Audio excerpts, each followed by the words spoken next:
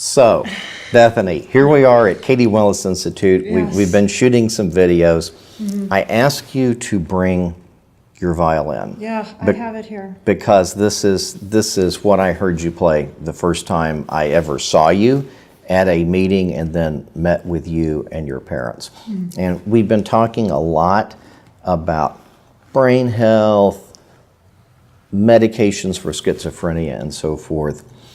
I would like to look at a more humanistic view because you're completely recovered from schizophrenia right now. You don't have a trace of it. You didn't have a trace of it when I heard you play the violin. Violin has been a very important part of your life. Can you take me back? Can you take us back to what it was like for you to begin with a violin? Yeah, I started violin at age 7. I remember watching a woman at our church play violin, and I was just engrossed in it. I was so interested, and my parents asked her if she would start teaching me. So again, I was 7 years old, and I loved it. I got another teacher who she said I was gifted, you know. And then my third teacher was from Czechoslovakia. She's an expert violinist in the area. And then when I was 13, I applied to become a student of a violin professor at the Cleveland Institute of Music, which is half an hour from our home. Wow. Her name was Linda Surround, and I was accepted by her, and I was so proud to be her student. And it was at that point where I started practicing for often 4 or 5 hours a day. It was very serious. It was very, very competitive. When I was 13, I also became a member of the Cleveland Orchestra Youth Orchestra, and that was my dream come true. I loved it. So you went off to college. Yeah, I think you were going to play the violin in the orchestra. Were you going to play it then? Originally, I was going to be a music major in college. Okay, so you had your violin with you. Yeah, I did. And then what happened?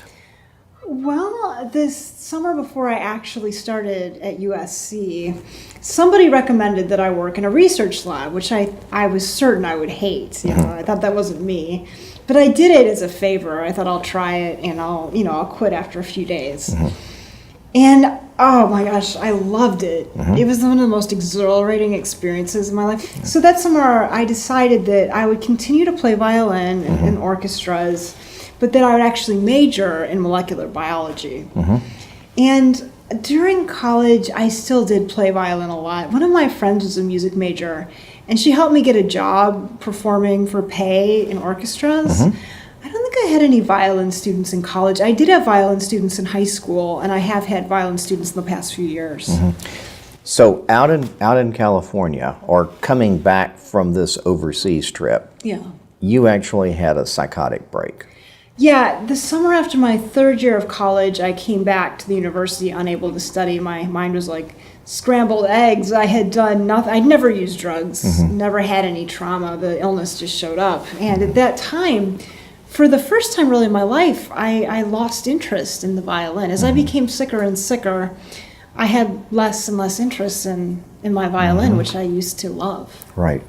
And you were homeless for a period of time.